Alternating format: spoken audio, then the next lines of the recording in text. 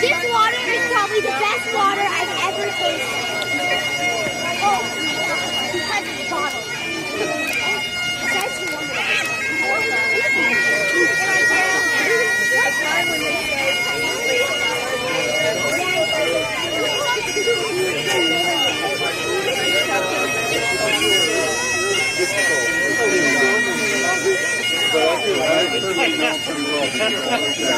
How would you like them to come out so that you know you're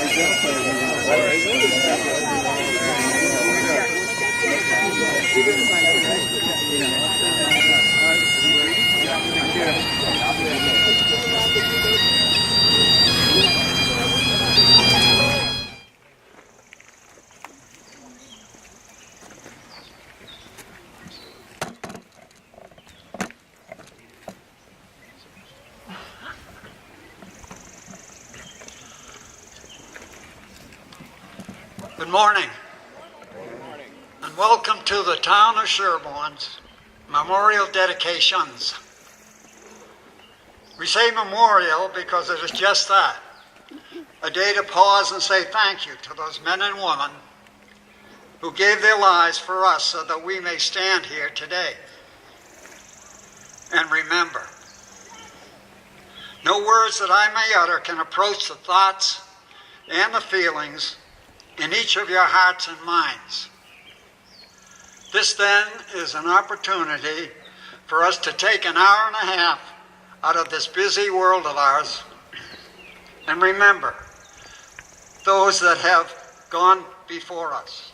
Fathers, mothers, sisters, brothers, and all family members. All those who made a difference in our lives. And we are here to perpetuate this great tradition through our children and through their children.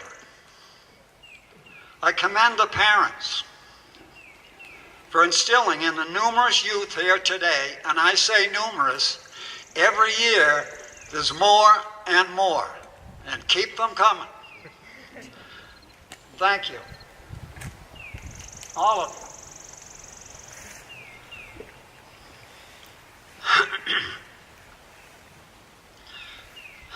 Still in numerous youth here today that if you're in the town, this is the only place to be.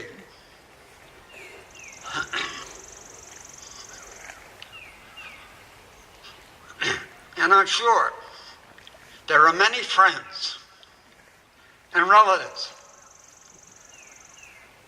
that would love to be standing where you are today, but are incapacitated in one way or another and are unable to join us. Let's remember them also.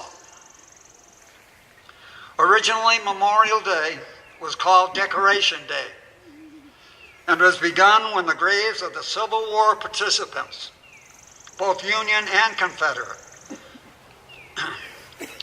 were decorated by loved ones with flags and flowers. It was President Nixon who declared Memorial Day a federal holiday on the last Monday in May in respect to the men and the women who have died in wars or in service to our country. Doug Brody, Sherborn's Director of Veteran Services, replaced 400 flags with new American flags here and throughout the town's grave sites. We thank him for that. There was a hymn published in 1867 called Kneel Where Our Loves Are Sleeping, and was a dedication to the ladies of the South who decorated the graves of the Confederate dead. And 151 years later, the leaders of the Sherborn Girl Scouts and their troops plant fresh flowers at the graves of the Sherborn veterans.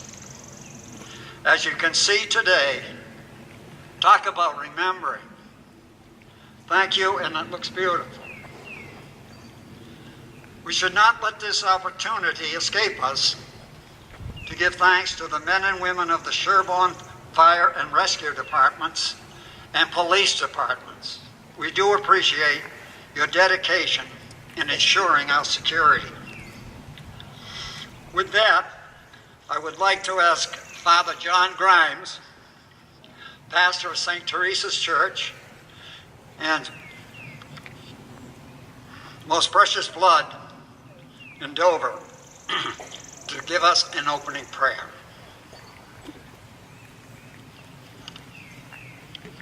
Good morning, everyone. Let us pray.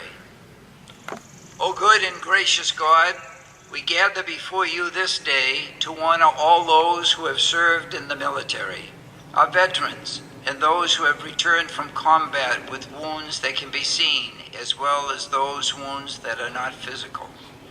We especially remember all those who have given their lives for our country. These men and women made the ultimate sacrifice of their own lives for our freedom and for the protection of our nation. With grateful hearts, we lift them up to you, O God, in prayer. In solidarity, we unite ourselves with all the living members of their families. There are many who feel the pain of the loss of loved ones who have died in wars past and present. We hope that the remembrance of these fallen servicemen and women by a grateful nation will bring some solace to those who still grieve their loss. Finally, Lord, bless all of us gathered here this day. Help us to honor these fallen American military and servicemen and women, not only in word, but also in action. That is the action of dedicating ourselves to the work of building peace in our world. Where there is tension and conflict, let us strive to bring understanding and a willingness to resolve differences, so that we may build up a nation and a world committed to peace and justice. We bring this prayer before you, O God, trusting that you are with us now and forever and ever. Amen.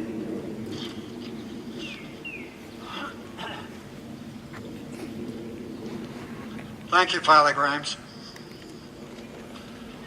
At this time, we're going to have the raising of the colors, followed by the Star-Spangled Banner.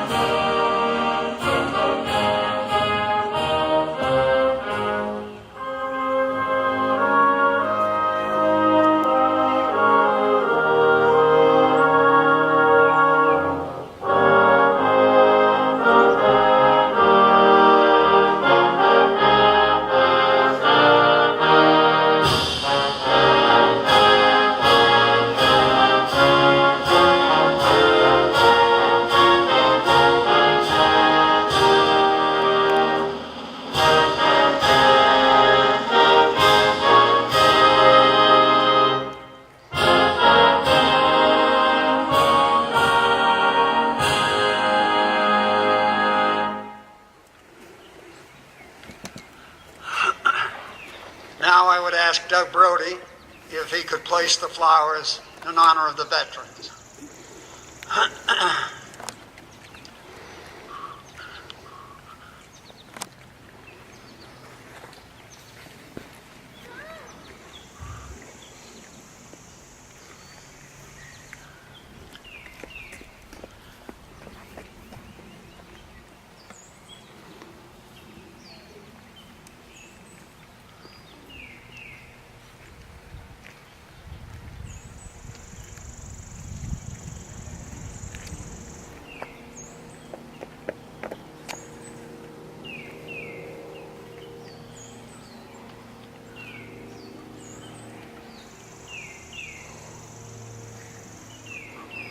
Thank you, Doug. And any of the youth groups that may have some flowers, they can also bring them up today.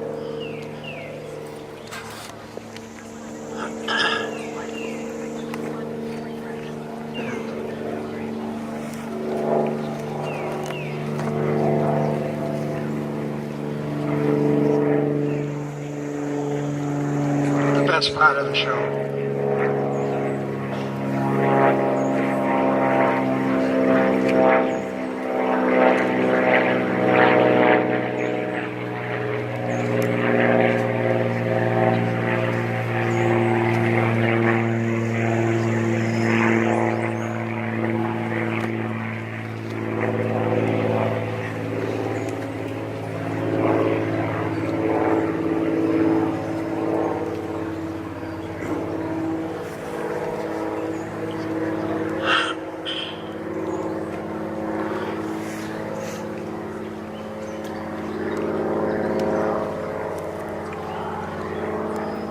Thank you so much.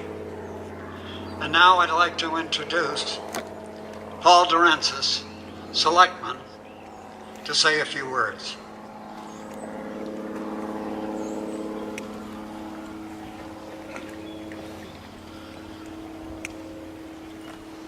Good morning, and thank you all for coming. Memorial Day is a special day, a day to remember and to draw inspiration from the courage of those who have died so that we could be free. We set aside one day each year to pause and to reflect on the debt of gratitude that we all owe to the brave patriots who stood for all of us when the defense of liberty demanded the ultimate sacrifice. The Sherborn Board of Selectmen joins with us today to give honor and recognition to those patriots. With me is Selectman Morrow.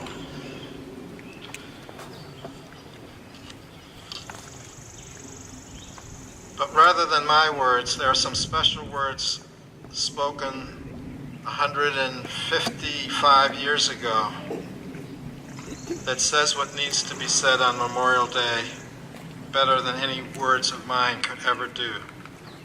So I plan to recall those words for you today. These words are from the second inaugural address of President Abraham Lincoln. To set the context, this was his last great speech. It was delivered on March 11th, 1865. This was upon his being re-elected to a second term of office as President of the United States. It was approximately 4 weeks before the surrender by Robert E. Lee of the Confederate Army to Ulysses S. Grant at the Appomattox Church. At the time the speech was given, there had been 4 years of civil war. 630,000 Americans had died in that war. 1 million were wounded, many severely.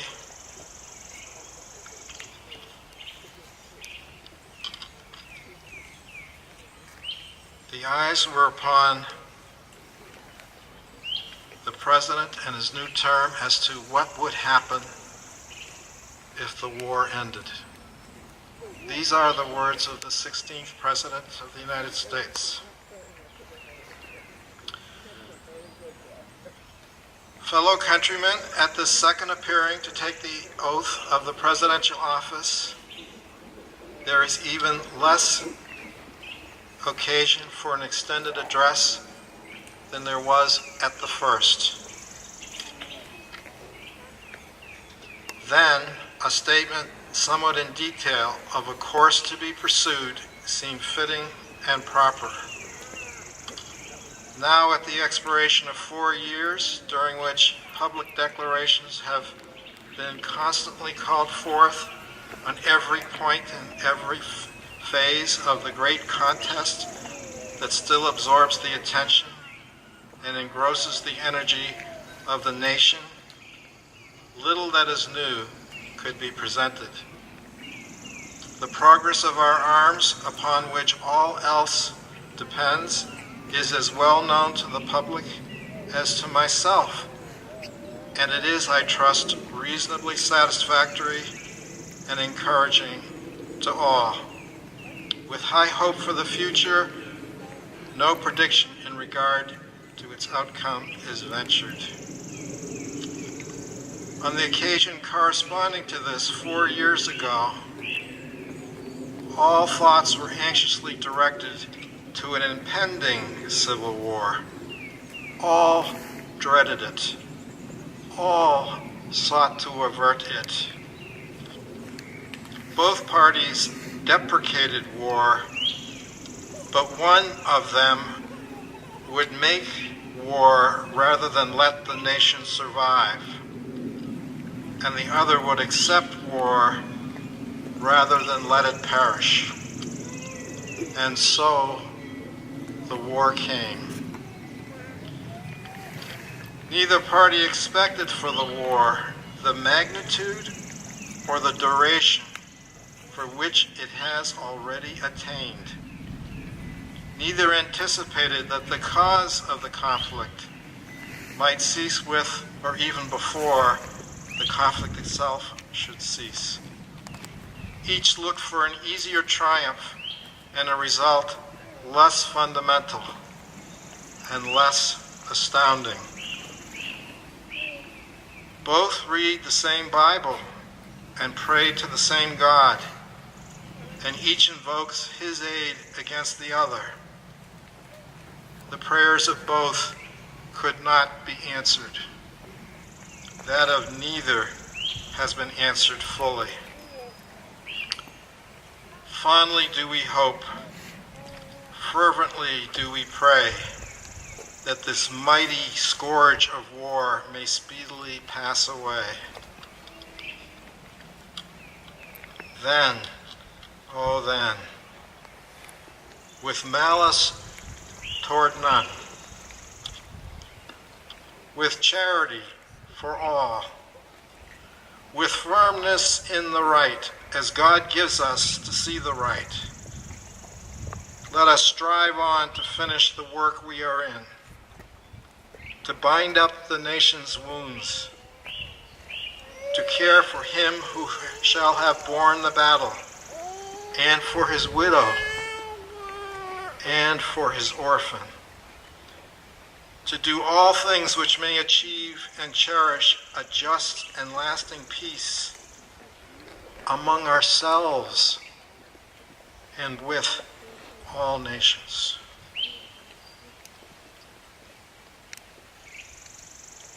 These are the words of the 16th President of the United States. 5 weeks later, he was the first American president to be assassinated.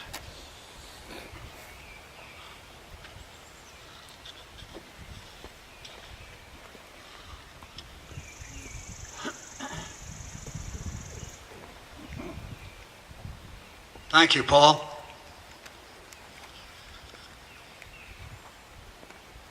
At this time, we are fortunate to have Patrick Whitaker, who will play taps.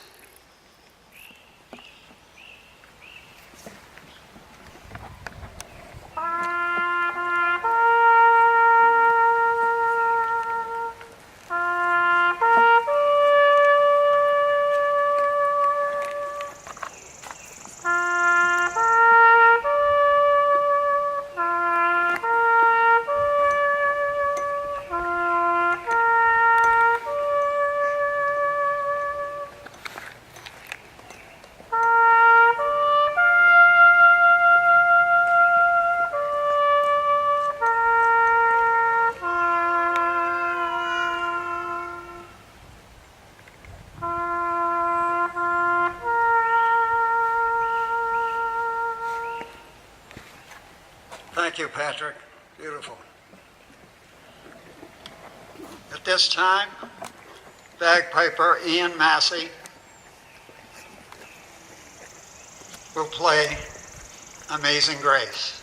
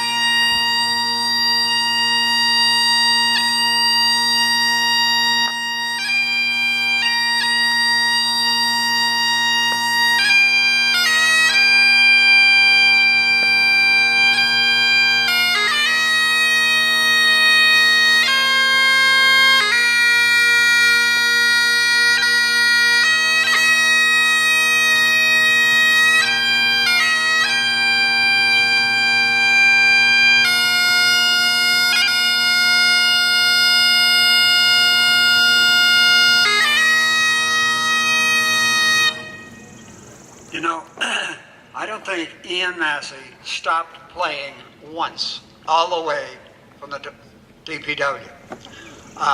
And he promised me he'd be here again next year. So with that, take charge of your troops and let's proceed to 16 and 27.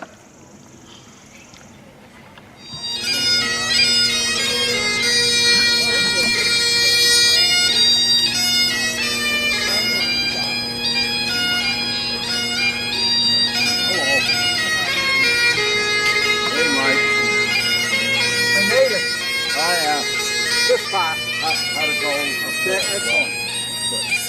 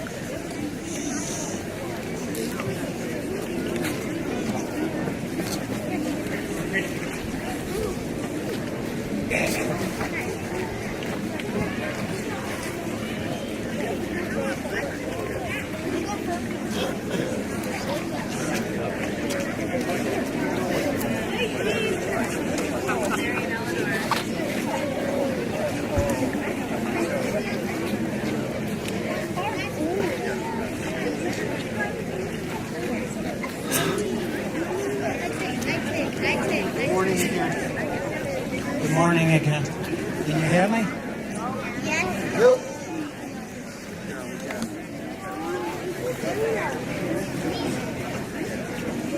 Can you hear me now? No. Okay. Good morning again. The war memorial we stand for, commonly known as the Memory Statue, was made by Cyrus Dalen, an American sculptor. It is the only war memorial of its kind. This is the same sculptor that did the appeal to the Great Spirit at the entrance to the Museum of Fine Arts in Boston. The memorial was presented to the town of Sherborn in 1924 by William Bradford Homer Dowse in memory of the Sherborn residents who gave their lives. For your information, the flagpole plaques contain the names from World War II, Korea, and Vietnam, and the Gulf War in 2000, when Brooks Gruber gave his life. The statue and surrounding monument are the centerpiece of the Sherborn Local Historic District.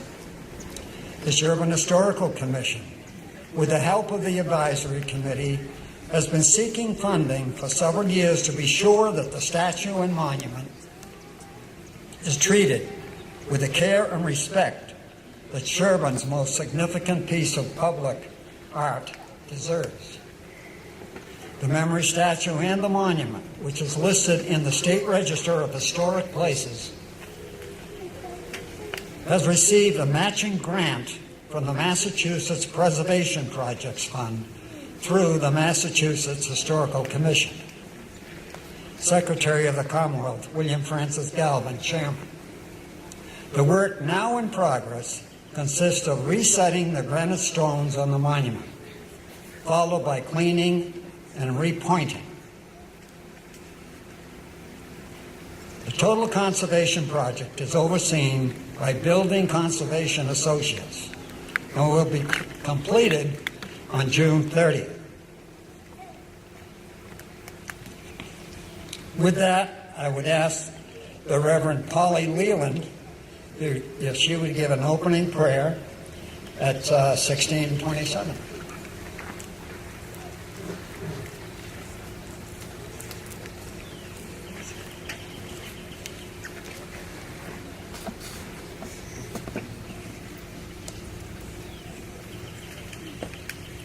Let us join together in a prayer for our servicemen and women, those who have left us through their service or left us through age, and those who are serving now. And we pray also for our country itself, whose existence was made possible by the sacrifice of those whose spirits are with us now in memory.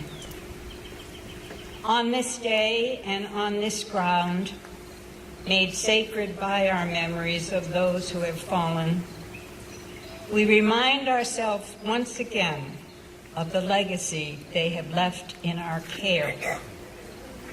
Because they were willing to give up their lives, we are able to live our own lives in freedom. Freedom to worship as we please, work where we please, express our convictions, and choose our leaders, all without coercion and all without censure. In yet another year that has seen our country at war and its people touched by the uncertainty that all conflict creates, let us draw our strength from that legacy that these souls have left to us, a legacy of courage, a legacy of standing united in freedom, and a legacy of justice for all people. May this legacy light within us the fire we need to meet all that is unresolved in this world, with determination, with dignity, and compassion.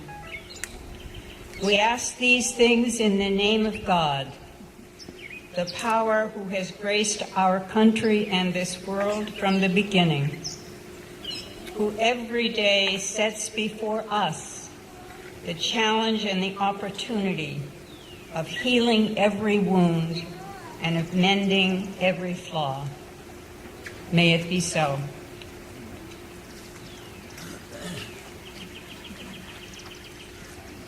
Thank you, Polly. At this time, we'll have the raising of the colors by the Boy Scouts and Girl Scouts, followed by the Star-Spangled Banner. And good.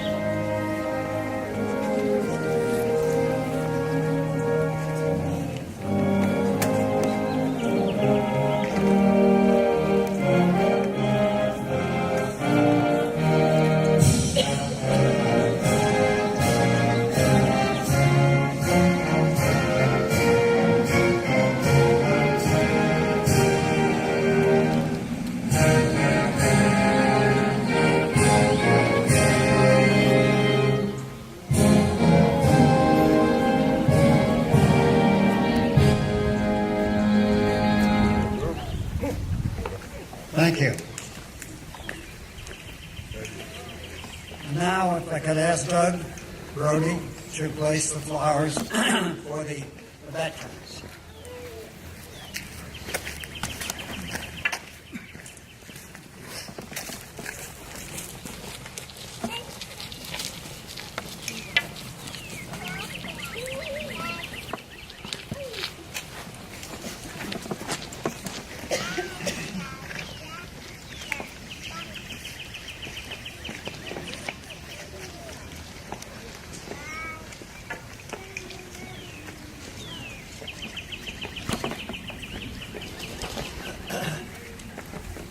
Thank you, Doug. And if there are any flowers remaining, you can bring those up and put them right behind me.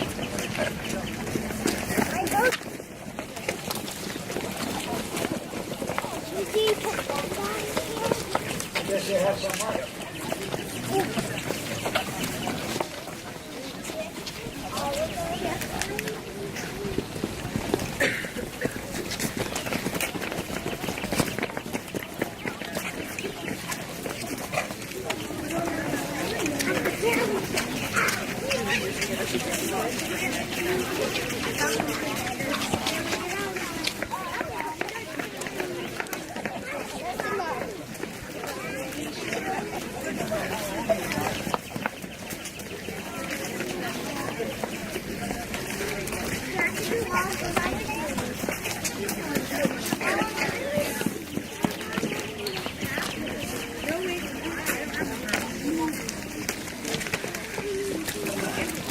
At this time, I would ask Doug if he wouldn't mind coming back up and you'll read the names of the Sherborn War dead. Betsy Johnson is our bellwright.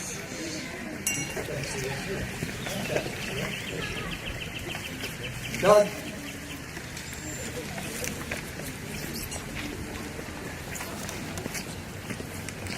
Doug and Tom. Tom Hunt.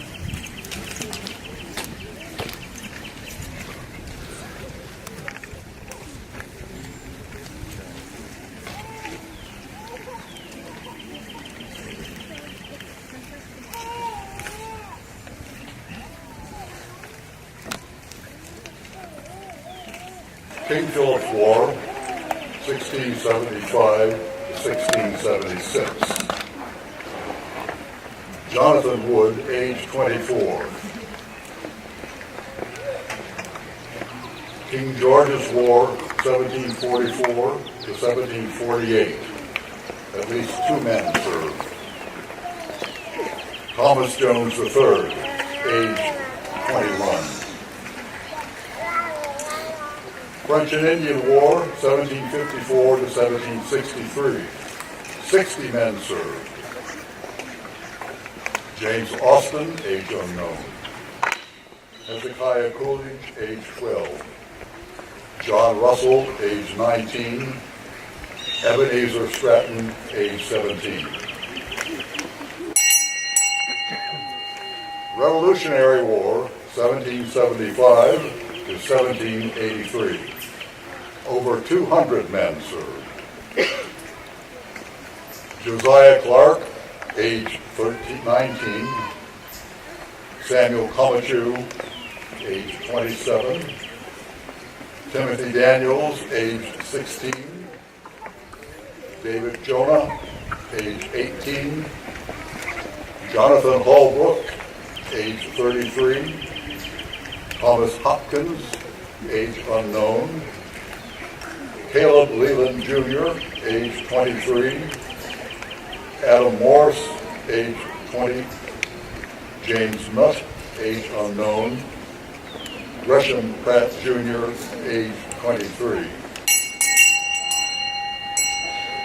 Also, Nazariah Slywood, age unknown, and Amos Twitchell, age 19. War of 1812, Isaiah Woodcock, age 28. Civil War, 1861 to 1865. Approximately 105 men served. Rufus S. Babcock, age unknown. Willard Gilmore, age 25. James W. Green, age 16. William F. Hill, age 20. Charles Holbrook, age 21. And Edward Holbrook, age 25. Charles Howard, age 24. Gilbert Leland, age 28. James Mann, age 27. Noyes Mann Jr., 31. William Mitchell, age unknown. Theodore Pratt, 20. Edgar Rundlet, age unknown. Avery Sylvester, 19. Thomas Tabor, 25. Edmund Whitney, 21. Asa Wood, age 40 or 47. George Young, at least 24.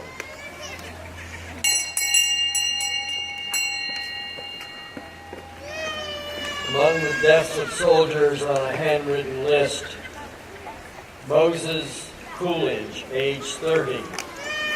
Nathan Stearns, age unknown. Spanish-American War, Robert Dowse, age 30. World War I, William Bosworth, age 23. World War II, 126 served. John Cassidy, age 19. Nicholas O'Neill, 32. George Lovell Ellsworth Jr., age 24. Korean War, Percy Hauptmann, 27. Thomas Mallory, 22. Vietnam War, Wilford Bourgeois, 39.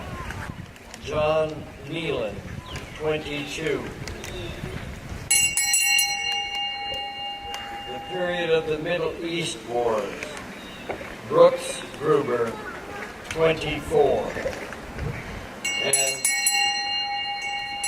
all who have died in the service of their country.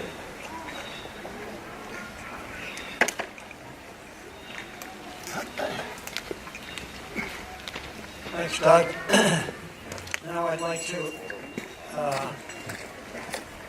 introduce to you, which I probably have, but Tom Hunt, United States Army, has some reflections for us.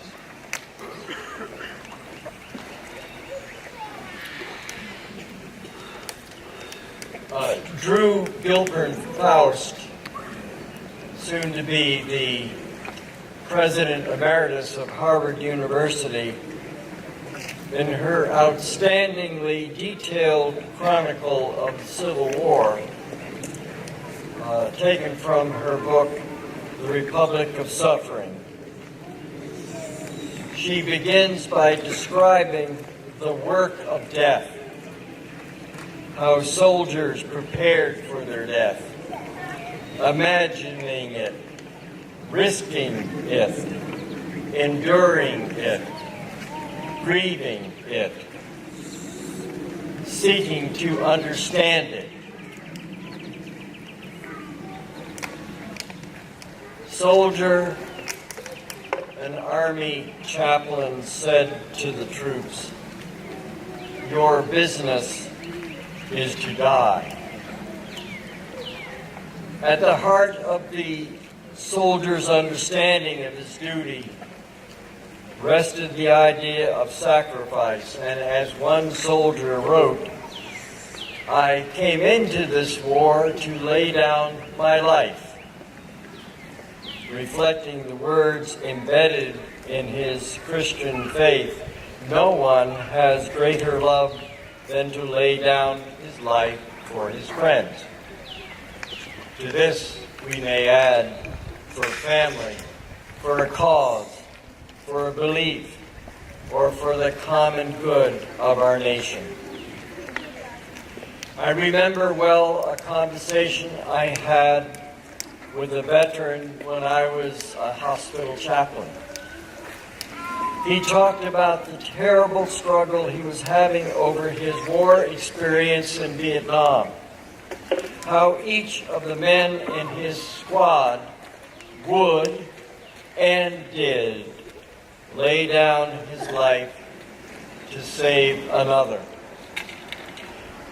He could not accept that his life was in fact saved by the work, meaning the sacrifice of another in his cloth. The wound of war still lingered deeply in his soul. Part of the work of death is grieving, doing the work of grieving the crushing losses that death causes, searching and pondering, struggling to find the meaning of it all. There was a wise Jewish sage who wrote these words: "It is better to go to the house of mourning than to the house of laughter. Sorrow is better than laughter." I take the understanding of the meaning of those words to be found in the idea that life is a constant mixture of opposites, and it's important to confront the pain of grief as well as to enjoy the enjoyable, and therein go deep to find the meaning and the way into acceptance of what is and has been. The human soul needs both. In the center of Jaffrey, New Hampshire, there is a small cemetery next to the Congregational Church. My parents and both of my brothers are there. One, a Marine, twice wounded, having survived the Battle of Okinawa. The other, very young, died from a fatal injury. And a few feet away are the gravestones of Amos and Violet Fortune. They had lived in Woburn, Massachusetts, and following the purchase of their freedom, traveled to Jaffrey on horseback, where Amos established his trade as a tanner and established himself as a library trustee and a very devoted member of the church. Their life is a profound legacy for us all as we gathered here on this Memorial Day. Here are the words written on their gravestones as written by the Reverend Ainsworth. Here are the epitaphs. Sacred to the memory of Amos Fortune, who was born free in Africa, a slave in America. He purchased liberty, professed Christianity, lived reputably, and died hopefully November 17, 1801, age 91. The other epitaph, sacred to the memory of Violet, by sale the slave of Amos Fortune, by marriage his wife, by her fidelity his friend and solace. She died his widow September 13, 1802, age 73. And therefore, on this sacred and holy day of memory, we honor and grieve the death of those who sacrificed their lives for our nation and all that it has stood for. And to remember the legacy of Amos and Violet that even out of adversity, some very good things can happen. May the hope for the healing of our nation never dim. Sacred to the memory, may the power and peace of holy silence be with us.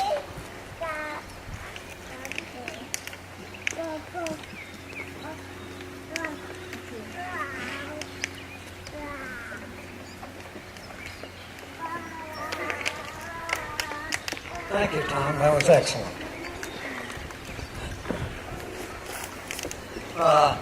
Doug, want to read that proclamation?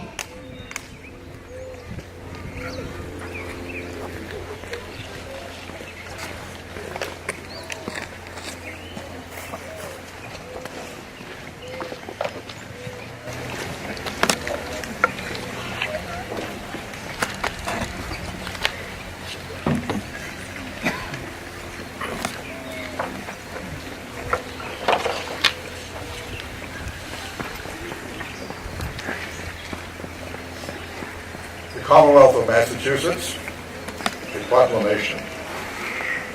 Whereas while the nation was still recovering from the horrors of the Civil War, people in cities and towns across the country gathered to honor those Union and Confederate soldiers who had given their lives celebrating the first Decoration Day.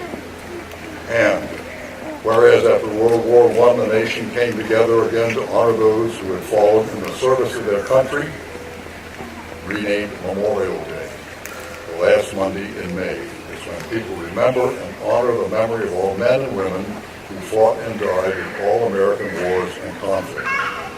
And whereas throughout our country's history, thousands of Massachusetts citizens have fought in wars and conflicts to defend our safety and our way of life. And whereas their legacy of patriotism and dedication to country is an inspiration to all Americans.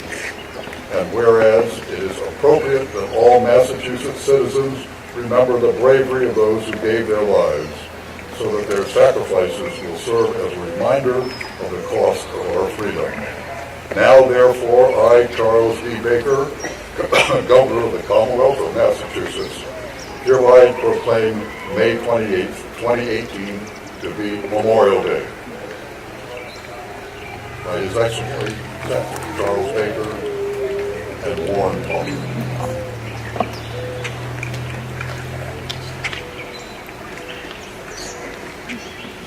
Thank you, Doug. At this time, I'd ask Patrick Whitaker to do taps.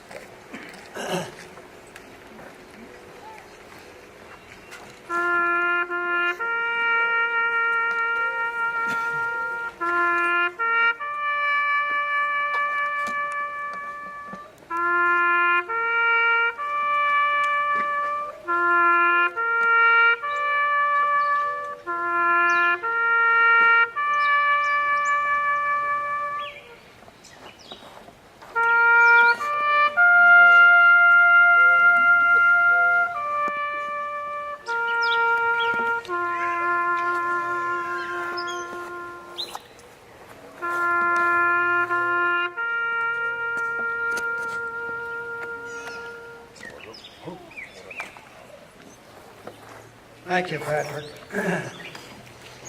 Before I have Ian play the final song, I just want to thank all involved this morning. I thought it was a very, very well attended, and it just shows what Sherborn residents really believe in. And to have all those scouts and parents, fire, rescue, police chiefs, it does my heart good. It's all worthwhile, believe me, what you spent this hour and a half this morning. In fact, it was just about an hour and a half, hour and 33 minutes. And now we're going to march up and there's been some ice cream. So you'll enjoy that. But I could go through everyone. Doug Ambrose and Pat Cassell did a nice job with the AV equipment. And I could go through every name here. George B. here is great. George Morrow, Paul, Toms, all of you. So I do want to thank you, and I'm going to end with Ian Massey playing, I forgot what he told me.